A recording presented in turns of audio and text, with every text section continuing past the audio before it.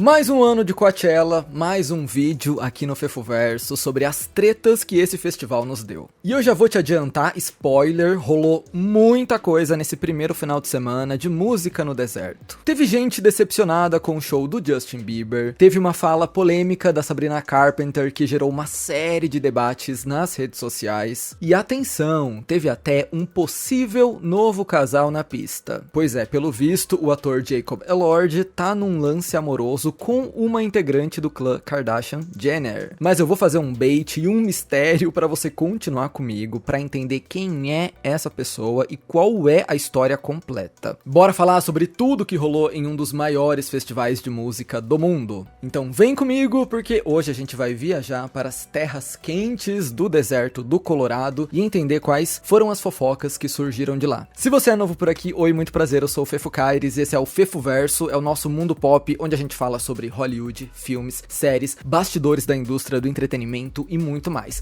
Já se inscreve aí pra ficar por dentro de tudo que acontece em cultura pop e vai me seguir nas redes sociais também, eu sou @FefoCaires, isso me ajuda demais. E não esquece de deixar o like também, obrigado. Olha, deixa eu começar dizendo que provavelmente não vai ter vídeo sobre o segundo final de semana, tá? A não ser que algo extraordinário aconteça, aí sim a gente pode voltar aqui, inclusive fazendo um vídeo mais específico sobre alguma treta, mas de resto, os shows se repetem na próxima semana, então é provável que as tretas já estejam condensadas aqui. Mas vamos lá, o Coachella de 2026 começou fervendo, porque já no primeiro dia de festival rolou um show controverso do grupo Cat's Eye. Controverso por quê? Porque as meninas estão passando por uma turbulência agora, que é a ausência da integrante Manon. Eu não sei se você vai lembrar, mas uns 2 meses atrás eu fiz um vídeo aqui no Fefoverso sobre os bastidores da formação do grupo. E lá eu cito que a Manon sempre esteve envolvida em conversas sobre ser tratada com descaso pela empresa. Aí no fim do vídeo eu digo,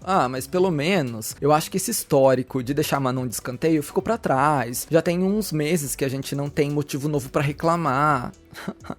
Alguém conta pro Felipe do passado. Eis que, dias depois daquele vídeo, a Hybe e a Geffen Records, as responsáveis pelo gerenciamento do Cat's Eye, emitiram um comunicado informando que a Manon entraria em hiato, ou seja, ela se ausentaria das atividades do grupo por tempo indeterminado. E isso virou um grande enigma no mundo da música, que fez muita gente se pronunciar sobre, inclusive. Qual é o verdadeiro motivo desse afastamento da Manon? O anúncio oficial citava cuidados com a sua saúde, mas na primeira declaração pós-hiato, a Manon fez questão de dizer que está feliz e saudável. Então alguma peça não se encaixava aqui. E pra ser sincero, não se encaixou até agora. Ninguém sabe de fato o que tá acontecendo e qual é o status da Manon no grupo. O ponto é, esse hiato da Manon virou um apagão logo antes do Coachella. Desde o final de fevereiro, a Manon sumiu de tudo relacionado ao Cat's Eye. Não participou dos shows na América Latina, incluindo o Lollapalooza Brasil. Ficou de fora do clipe de Pink Up, lançado na semana passada. E a sua voz também não está presente na música. E enquanto muita gente se questionava se ela faria uma aparição surpresa, o seu grande retorno no Coachella ou não, fomos abalados com a Manon removendo o @ do Cat's Eye da sua bio do Instagram. Então, voltando para a sexta-feira de Coachella, o Cat's Eye se apresentou como 5 integrantes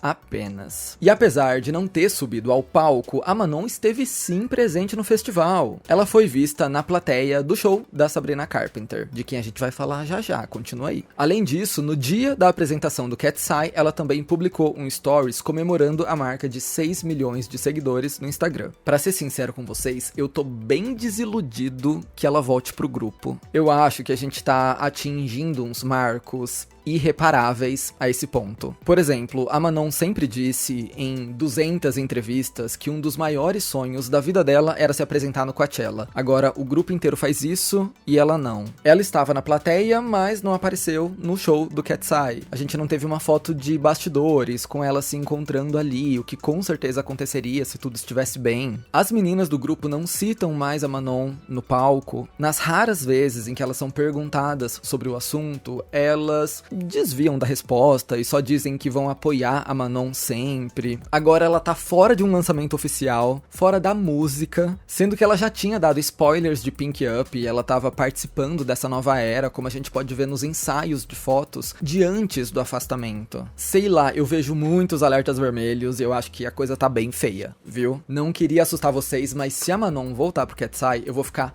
bem surpreso e bem chocado, e eu espero que eu fique. Enfim, mistério sobre a Manon no ar, não tivemos resposta sobre isso, mas saiba você que teve mais gente naquele palco do Cat's Eye sim. O grupo convidou as cantoras por trás do Huntrix para uma apresentação especial da música Golden de K-Pop Demon Hunters. Será que elas vão aparecer no segundo final de semana também, ou será que o Cat's Eye vai nos surpreender com outros convidados? Não sei, vamos aguardar para ver. Comenta aí o que você acha sobre toda essa treta envolvendo o afastamento da Manon. A grande headliner de sexta-feira foi a Sabrina Carpenter, e se o Cat's Eye trouxe um filme pro palco com a performance de Golden, a Sabrinoca trouxe milhares, com uma apresentação cheia de influências hollywoodianas, ou melhor, sabrinawoodianas. Apesar do show incrível, com uma produção que a gente não vê todo dia, a cantora também não escapou de polêmicas. Em um determinado momento da apresentação, no intervalo entre as músicas, a Sabrina escutou alguém gritando da plateia algo que ela entendeu como um yodelei, aquela técnica tradicional das regiões montanhosas dos Alpes. A Sabrina ficou meio assustada, perguntou o que era aquilo, disse que não tinha gostado, e aí a fã respondeu afirmando que aquele som fazia parte da sua cultura, era um som de celebração. Mas a Sabrina dobrou a aposta e disse: essa é sua cultura? Estamos no Burning Man, um outro festival de música? Isso é estranho. Essa cena teve uma repercussão imensa nas redes sociais, e o público descobriu que aquele grito se chama Zagruta.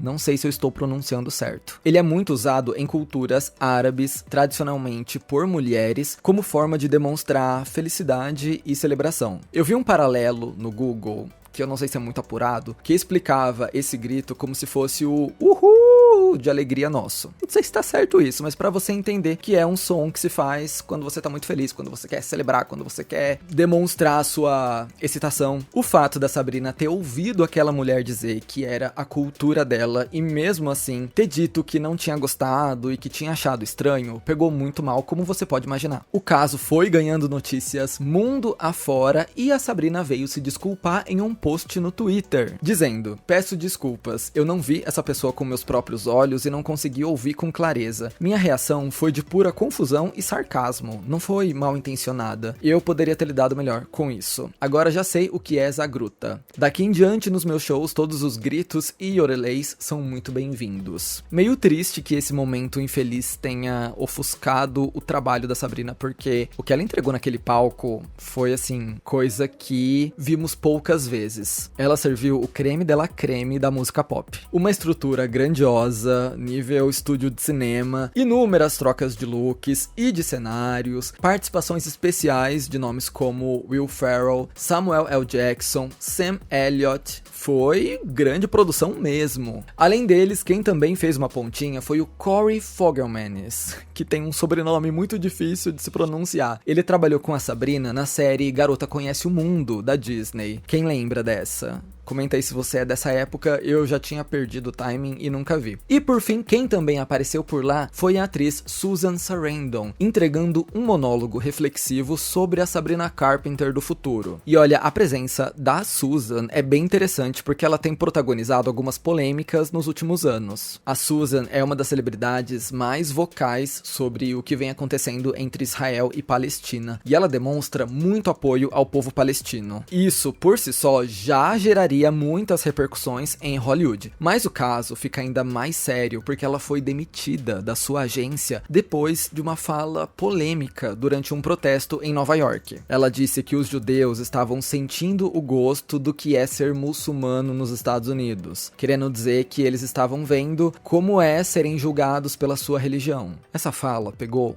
muito mal. Ela se desculpou depois em um texto, disse que falou um erro terrível, porque os judeus não são estranhos da perseguição religiosa, a gente tem uma história bem marcada no último século sobre isso. Enfim, foi um grande caos, isso lá em 2023, e a Susan Sarandon se tornou meio que uma persona não grata em Hollywood. Ou seja, a Sabrina ter colocado ela no holofote foi uma escolha bem interessante. Só queria dar esse background pra vocês. Vamos pular pro dia seguinte do festival, sábado? Bom, se o show da Sabrina entregou toda a estrutura que podia entregar, o do Justin Bieber foi o extremo oposto. O headliner do segundo dia apostou na simplicidade, o que gerou opiniões bem divididas na internet. A princípio, o cantor se concentrou mais nas músicas dos seus álbuns lançados no ano passado, o Swag e o Swag 2, que são de fato mais acústicos, mais íntimos. Já no restante do tempo, o Justin ficou simplesmente mexendo em um notebook enquanto transmitia a tela do YouTube pra plateia, mostrando vários clipes e cantando junto a eles. Teve até momentos em que o Justin perdeu o fio da meada, começou a mostrar memes e coisas da internet, pra depois focar nas músicas de novo. E como eu disse, nem todo mundo gostou dessa abordagem. Uma parcela da internet criticou o Justin, dizendo que ele não fez jus ao cachê recebido, estimado pela Rolling Stone em 10 milhões de dólares, 5 por cada noite. E até alguns famosos brincaram com essa situação. A Katy Perry, que estava na plateia, soltou: graças a Deus ele tem YouTube Premium, porque eu não queria ver anúncios aqui. Abrindo um parêntese aqui, a Katy Perry tá numa mega polêmica nessa semana, porque a atriz Ruby Rose acusou a Katy de abuso por uma situação que aconteceu quase 20 anos atrás. Esse é um caso que acabou de estourar enquanto eu ainda gravo esse vídeo, então vamos aguardar desdobramentos, mas tá uma confusão. Enfim, voltando a falar sobre celebridades que reagiram ao show do Justin. A Zara Larsson assistiu à apresentação de casa e postou um vídeo com a legenda: esse show é tipo, vamos fumar e assistir YouTube. Por outro lado, teve quem defendesse essa proposta mais diferentona do Bieber. Até porque essa foi uma oportunidade de perguntar pra plateia o que ela queria ouvir e de cantar algumas músicas que o cantor não cantava faz tempo. Então foi uma viagem no tempo. Algumas pessoas ainda argumentaram que fazia sentido ele ficar navegando pelo YouTube, porque foi ali que a sua carreira começou.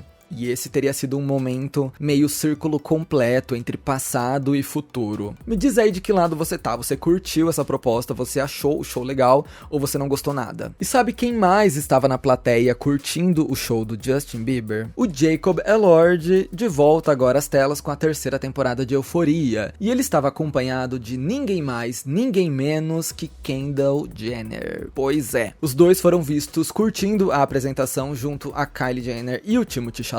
Mas, segundo várias fontes relataram ao Demois, a Kylie e o time não eram o único casal ali não, porque Jacob Elord e Kendall Jenner estariam se pegando. Dá pra acreditar nesse hot couple? Não sei se dá, porque a gente não tem vídeo desse momento, a gente só tem o relato de várias pessoas que estavam ali.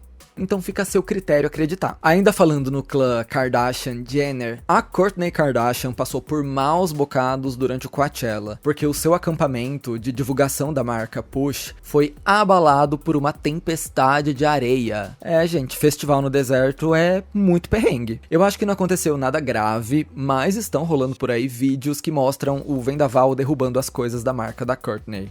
Coitada. Gente, sabe que eu tenho curiosidade de ir pro Coachella, é um dos maiores festivais de música do mundo, mas eu tenho tanta preguiça do perrengue que é longe pra chegar, é no meio do deserto, venta muito, de dia é muito calor, de noite é muito frio, as comidas são questionáveis, tudo tem fila, tudo é muito difícil, tudo não é acessível. Sei lá, se você já foi no Coachella e curtiu, comenta aí, pra me acalmar, porque eu tenho uma má impressão. Enfim, mudando de assunto, vamos falar sobre o Brasil, porque sim, tivemos representante no Coachella, a Luísa Sonza, que se apresentou pela primeira vez no festival. Um detalhe que chamou atenção no show da brasileira foi o fato dela ter cortado a parte que faz referência a Nicki Minaj na sua música Anaconda. Eu fiz um vídeo aqui no Fefoverso sobre a nova era da Nicki Minaj, mas de forma geral, ela basicamente se tornou uma defensora ferrenha do Donald Trump, uma apaixonada pelo Donald Trump e teve falas bem problemáticas problemáticas nos últimos tempos, inclusive falas transfóbicas. Acontece que, embora a Luísa Sonza tenha cortado a parte da Nicki Minaj no primeiro verso de Anaconda, no segundo ela esqueceu de cortar e ela cantou ali. Depois ela fez uma expressão de decepção por causa dessa gafe, tipo, putz, não acredito que eu fiz isso. E a Luísa não foi a única a cortar referências a Nicki Minaj no Coachella. A Karol G também removeu o verso da rapper em Tusa, famosa colaboração entre elas. Inclusive, já que estamos falando dela, vale mencionar que a Karol G se tornou a primeira cantora latina a ser headliner do Coachella. Ela foi a atração principal do terceiro dia de festival. Ao comentar essa conquista, ela disse o seguinte: "Me sinto muito orgulhosa, mas ao mesmo tempo parece tarde. São 27 anos de festival e é a primeira vez que uma latina está encabeçando o Coachella. Antes de mim, grandes artistas latinas vieram abrindo caminho." Lembrando que estamos falando sobre a primeira mulher latina. O Bad Bunny já foi headliner em 2023. Mesmo assim, apesar da conquista gigantesca e muito nobre, as coisas não foram muito fáceis para Karol G. Ela não conseguiu cantar algumas músicas que estavam planejadas para o show por conta do tempo, já que a sua apresentação atrasou por volta de 30 minutos por causa de problemas com a montagem do palco. Quem também enfrentou uma situação parecida foi o Swae Lee. Ele acabou estourando o tempo permitido e o show foi interrompido no meio pela equipe do festival. No meio não, porque já tinha passado o tempo, mas ainda tinha mais show pra rolar, você entendeu? O artista até tentou negociar com a produção, disse que ia cantar só mais 2 músicas, mas não teve choro nem vela, as luzes foram apagadas enquanto ele ainda estava no palco e microfone cortado. Foi climão mesmo. Enfim, esse é um resumão do que aconteceu no primeiro final de semana de Coachella. Sim, semana que vem tem mais, quem sabe mais tretas surgem, não sei. Além da galera que eu mencionei, também passaram pelo festival nomes como Edson Ray, Major Lazer, Pink Panthers, Somber, Slayer, FK Twigs, The Strokes, Love e muitos outros. Agora me diz, qual foi o seu momento favorito, qual foi seu show favorito desse primeiro final de semana de Coachella? Gente, o show da Sabrina, lamento, mas eu achei um dos melhores shows ever. O nível de produção, fiquei chocado. E já que estamos falando de música, você já ouviu falar na história de que a Jenna Ortega tá namorando um cantor com um passado bem problemático? Pois é, eu conto tudo sobre isso nesse vídeo aqui de semana passada. Clica aqui e vai lá assistir. Eu espero que você tenha gostado desse vídeo. Se gostou, deixa um like, se inscreve no canal, vai me seguir nas redes sociais e a gente se vê no meu próximo vídeo.